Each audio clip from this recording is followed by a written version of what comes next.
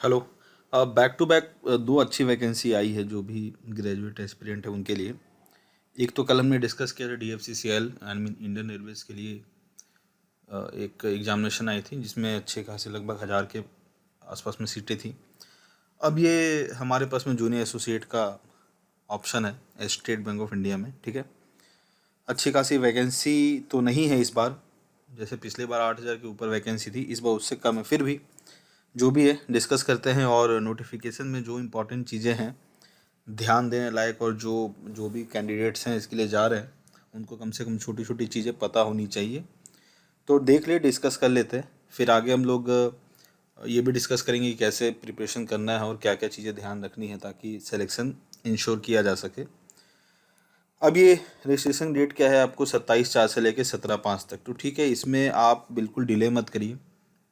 जिनको भी फॉर्म भरना है वो 2-3 दिन में ही अप्लाई कर दीजिए। ठीक है, कभी कभी क्या ऐसा होता है ना, बहुत बार आपने देखा होगा कि आप डेट मिस कर जाते हैं।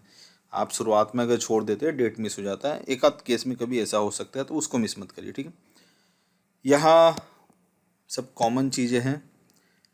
ये बहुत इंपॉर्टेंट लाइन है, लोग अक्सर मिस कर देते हैं, लोग इसको इम्पोर्टेंस नहीं देते हैं। There is no provision for inter circle transfer, inter state transfer for junior associate to be recruitment. ठीक है, क्या है कि अगर आप समझ लीजिए किसी एक स्टेट से हैं, मान लीजिए कि आप उत्तर प्रदेश से हैं, आपने महाराष्ट्र से फॉर्म अप्लाई कर दिया, वहाँ की वैकेंसी को देखते हुए, वहाँ की कट ऑफ को देखते हुए। जैसे हर कोई जानते हैं कि बैंकिंग के पेपर में दो बहुत फेवरेबल स्टेट हैं, गुजरात और महाराष्ट्र।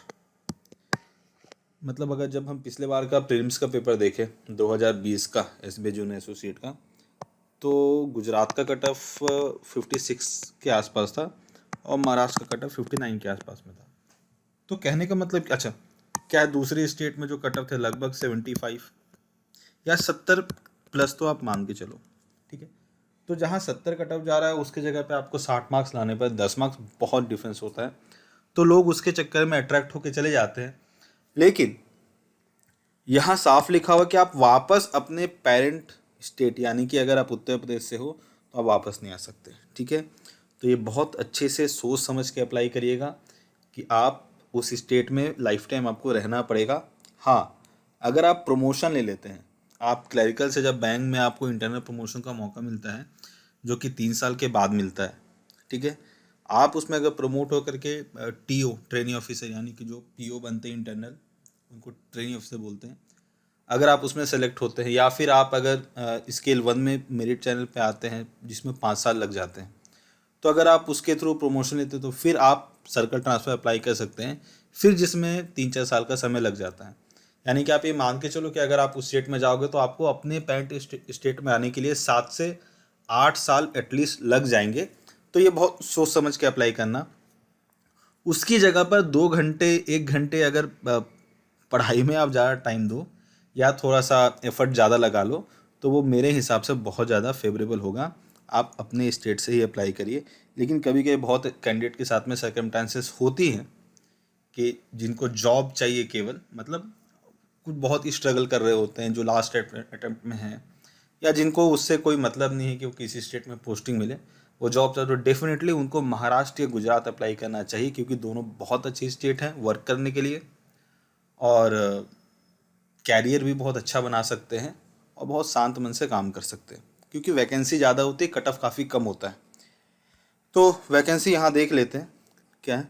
अच्छा देखो, यहाँ इन्होंने डेट दिया एग्जाम मेन का 31/7 को और प्रीलिम्स का जून 21 को। तो अभी के हिसाब से ये फेवरेबल डेट नहीं है, क्योंकि अभी जिस तरीके कोविड वगैरह है, तो आप ये मान के चलो कि ये डेट कम से कम आपको 2 महीने यहाँ मिल जाएगा, और एटलीस्ट 1 से 2 महीने यहाँ मिल जाएगा, क्योंकि अगर प्रीलिम्स वो करा लेते तो फिर 15-20 दिन में आपसे शायद मेंस करवा ले, क्योंकि डेट एक्सटेंड होने का पूरा चांसेस है। या तो ऐसा भी हो सकता है कि जून से जुलाई में प्रीलिम्स हो जाए, प्रीलिम्स एंड में मेंस का डिट्टो ये रखे ही हुए हैं। तो आप करना क्या है कि आपको मेंस का भी हल्का सा प्रिपरेशन मेंटेन करना है। वैकेंसी है, आप देख लो, सबसे ज़्यादा वैकेंसी गुजरात में ही है। पूरे 5000 वैकेंसी में से लगभग 902 वैकेंसी गुजरात में ही अकेले। तो मैंने बोला ना, कट ऑफ के अकॉर्डिंग यहाँ काफ़ी ज़्यादा लोग अट्रैक्ट होते हैं, और उसका रीज़न भी है कि गुजरात में गुजरात के लोग जो है वो खुद बहुत ज़्यादा इंटरेस्टेड नहीं है इस तरीके की बैंकिंग वगैरह इन सब की 9 to 5 वाली जॉब में, तो बाहर के लोग वहाँ काफ़ी ज़्यादा जाते हैं। ठीक है, भोपाल में आप मध्य प्रदेश छत्तीसगढ़ अलग अलग स्टेट ले सकते हो। देखो इस बार एमपी में बहुत कम सीटें हैं, बहुत कम मतलब बहुत ज़्यादा कम सीटें हैं। लास्ट ईयर काफ़ी सीटें थी, छत्तीसगढ़ में सीटें थोड़ी सी बढ़ी हैं पिछले ईयर के अकॉर्डिंग कंपैरिजन। वेस्ट बंगाल में भी सीटें काफ़ी कम हुई हैं पिछले साल के मुकाबले में। भुवनेश्वर में भी काफ़ी कमा है। चेन्नई वगैरह में भी वैकेंसी अच्छी खासी होती है, बहुत कम है। तो कंपटीशन बहुत टाइट होने वाला है इन सब स्टेट में। कट ऑफ पिछले साल से 2-3 मार्क्स तो पक्का ऊपर जाएगा ही। दिल्ली चंडीगढ़ वैकेंसीज कम है, हैदराबाद में वैकेंसी काफ़ी कम है, मुंबई मेट्रो में भी वैकेंसी कम है, पर फिर भी बहुत कम नहीं है। तो यहाँ पे भी आप मान के सकते, जैसे पिछली बार में कट ऑफ 59-60 करीब बताया, तो आप 2-4 मार्क्स बढ़ा दो। हालांकि कट ऑफ पे डिस्कशन कर लेंगे एक और वीडियो बना के। नॉर्थ ईस्ट में भी वैकेंसी है ठीक ठाक। अब आप यहाँ देखो कि यहाँ पे आपको पटना सर्कल मिसिंग है ही नहीं, है ना। जो पटना सर्कल है वो है ही नहीं, वो मिसिंग है।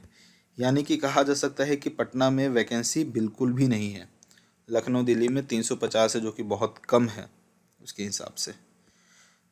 तो पटना सर्कल का मतलब क्या, बिहार और झारखंड वैकेंसी ज़ीरो है। और यहाँ इन्होंने मेंशन भी नहीं किया है कि टेंटेटिव वैकेंसी है या आगे बढ़ाएंगे घटाएंगे, वो नहीं। यानी कि आप मान के चलो कि बिहार झारखंड में भर गए हैं लोग और बैंक में लोगों की आवश्यकता नहीं है, या फिर ट्रांसफ़र काफ़ी हो रहे हैं, तो वहाँ बिहार झारखंड की आपूर्ति ट्रांसफ़र से ही हो जा रही है। ठीक है, अब ये सब चीज़ें कॉमन है, डिस्कस करके कुछ अलग नहीं मिलने वाला।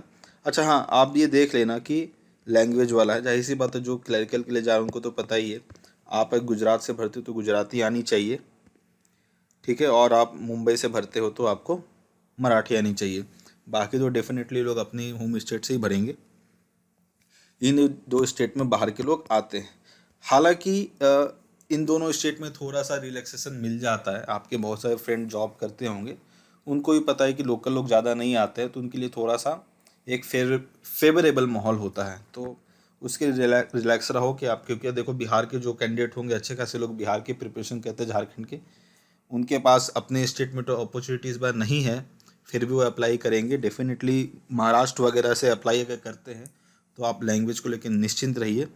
आपके पास जो टाइम मिलेगा रिजल्ट आने से लेकर के लैंग्वेज टेस्ट एलपीटी होने तक, आप कर लोगे उतने टाइम में। हम लोग हेल्प करेंगे उसके लिए। एसेंशियल क्वालिफिकेशन का डेट रखा है 16/8, यानी कि जो अभी एग्जामिनेशन दे चुके हैं या दे रहे हैं, जिनको लगता है कि 16/8 तक उनका रिजल्ट आ जाएगा, अप्लाई कर सकते हैं। ठीक है, EWS का रिजर्वेशन के बारे में कोई कॉमन चीज़ें हैं, ये सब कुछ है नहीं अलग। ठीक है, वापस से बार बार है ना, नो प्रोविजन फॉर इंटरसाइकिल ट्रांसफ़र, ध्यान रखना बिल्कुल।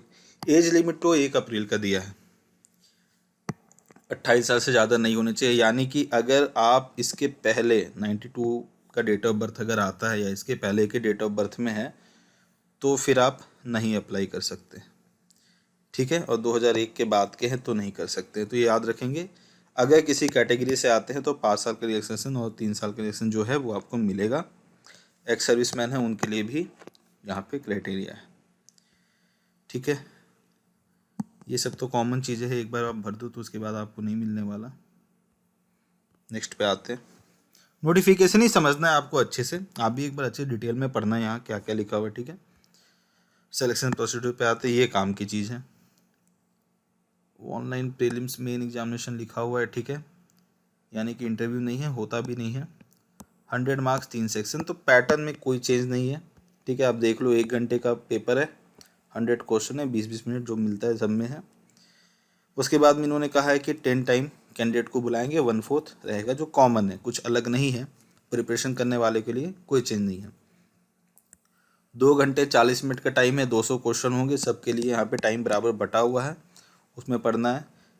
उसके बाद एक चीज़ और क्या है कि section wise will not be maintain. ठीक है, ये तो बहुत काम का चीज़ है, याद रखना, कोई सेक्शनल कट ऑफ नहीं होगा। यानी कि आप मान लो, कहने का मतलब क्या है कि इंग्लिश में आप 0 स्कोर करते हो, यहाँ 35-35 मिला के 70 स्कोर करते हो, सिलेक्शन हो जाएगा। समझ लो एग्जाम्पल में क्या देना चाह रहा हूँ, कि कोई ऐसा नहीं है कि किसी एक में कट ऑफ फेल कर जाओ, कट ऑफ है नहीं, ओवरऑल कट ऑफ होगा केवल, ठीक है। उसी तरीके से मेंस में भी कट ऑफ नहीं होगा सेक्शनल, हालांकि इन्होंने यहाँ मेंशन नहीं किया है, आइदर में से कोई चीज़ें मेंशन नहीं है, तो आप इसी को मान के चलो कि सेक्शनल कट ऑफ नहीं होंगे, ठीक है। पे स्केल जो है वो बढ़ गया है, लास्ट ईयर का नोटिफिकेशन निकालोगे तो वहाँ कुछ अलग है, यहाँ कुछ अलग है, यानी कि राउंड में इन्होंने कहा है बेसिक पे 19,900 होगा, ठीक है, यानी कि 2 एडवांस मिलता है जो ग्रेजुएशन करते हैं उनके लिए। तो इन हैंड सैलरी जो आपकी होगी वो आप मान के चलो कि 25,000 के करीब में होगी, ठीक है, ठीक है। और जो ग्रॉस बनेगी वो लगभग 27 के करीब में बनती है। और इसके अलावा अलाउंसेस मिलते हैं, 2-3 अलाउंसेस मिलते हैं, पेट्रोल वगैरह रिम्बर्समेंट मिलता है। तो आप मान के चलो कि आपको पर मंथ का 28,000 के आसपास में इन हैंड ये इनॉलमेंट्स और जो रिम्बर्समेंट है वो मिला करके हो जाएगा। ये लिख ही दिया इन्होंने, डीए वगैरह सब रहेंगे। मुंबई में 29,000, अच्छा लिखा ही हुआ था, मैंने गौर नहीं किया। 6 महीने का प्रोबेशन होता है, कॉमन चीज़ें हैं। पीआरटी होगी SC ST और एक्स सर्विसमैन के लिए। अच्छा इन्होंने लिखा है कोविड-19 है, मानते हैं, ये हो सकता है कुछ ये चेंज होगी, ये ऑनलाइन कराएंगे।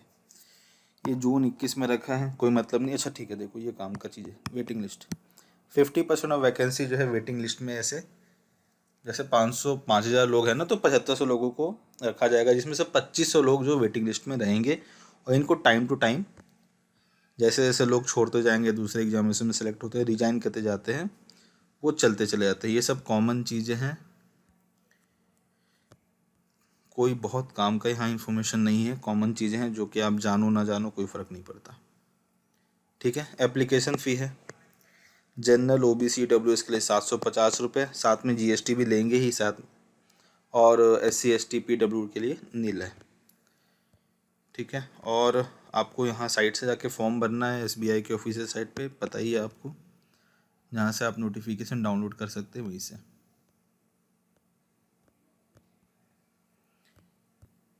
और ये सब चीज़ें हैं कि कहाँ कहाँ सेंटर होगा, तो फॉर्म भरते वक्त भी आप देख लोगे, मिल जाएगा, कोई बहुत खास इन्फॉर्मेशन नहीं है, ठीक है। तो एट दी एंड ये समझ में आ रहा है कि वैकेंसीज इस बार कुछ कमी है, ठीक है। और क्या है कि आप देखो बिहार और झारखंड में कम से कम 500 सीटें आ जाती मिला करके, वो नहीं है। फिर दूसरे बहुत से सर्कल्स ने अपनी वैकेंसीज कम की है। तो कहने का मतलब क्या है कि थोड़ा इस बार पेपर टफ होगा, जो कट ऑफ है वो थोड़ा राइज करेगा, लेकिन फिर भी इस कोविड और इन सब पैंडेमिक के दौर में अगर कोई गवर्नमेंट अपॉर्चुनिटी मिलता है तो आप बिल्कुल मत छोड़िए, आप पूरा एफर्ट लगाइए, ठीक है। अभी टाइम है पेपर में, जून तो ज़रूर लिखा हुआ है, लेकिन किसी भी एंगल से ऐसा लगता नहीं कि जून में पेपर करवा पाएंगे, क्योंकि अभी मई में आप देख रहे हो कि प्रोजेक्शन है कि कोविड की केसेस बहुत बढ़ने वाली है, और मई में बढ़ेंगे तो जून तक ख़त्म नहीं होगा, है ना। और अगर वो जून में कंडक्ट कराएंगे तो फिर कहीं ना कहीं केसेस वगैरह राइज कर जाएंगी, तो ये सब चीज़ें शायद ना हो जून में। फिर भी आप प्रिपेयर्ड रहो, है ना, एटलीस्ट प्रीलिम्स के लिए। और मेंस के लिए भी आप थोड़ा बहुत प्रिपरेशन शुरू करो। जो पिछले साल 2-3 बार पेपर दे चुके हैं, जाहिर सी बात है उनको तो रिवीजन करने की बहुत ज़रूरत है। आप प्रिपरेशन आप शुरू कर दो, आज से ही कर लो, कल आप फॉर्म भर लो।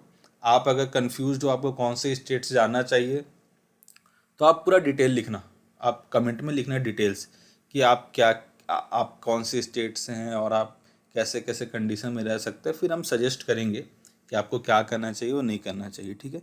लेकिन फिर भी एट दी एंड कोशिश आप ये करिएगा कि अपने स्टेट में अगर वैकेंसी है आप वहीं से अप्लाई करिए, वहीं से एफर्ट लगाइए।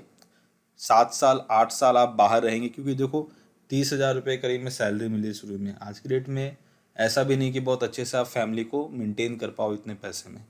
तो अगर आप होम टाउन या होम सिटी में पोस्टिंग मिलती है तो फिर भी आप अच्छे से कर पाओगे।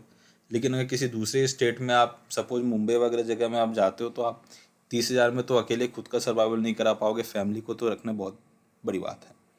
तो थोड़ा इन सब फैक्टर को हम कंसिडर करके अप्लाई करिएगा। एक बार आप जॉब में चले जाते हैं तो आप बहुत कुछ चेंज नहीं कर सकते हैं। बहुत लोग ऐसा लेके चलते हैं कि एक बार क्लरिकल ज्वाइन के लिए तो फिर बहुत मेहनत करके पीओ में चला जाऊंगा या दूसरे सीजीएल में चला जाऊंगा, जो कि बहुत लोग फेल कर जाते हैं, ठीक है। तो आप एफर्ट लगाइए, आपके मन में जो भी डाउट, जो भी क्वेरी, जो भी चीज़ें हैं, कुछ भी पूछना है आप कमेंट में पूछिए, ठीक है। I will answer everything. Thanks.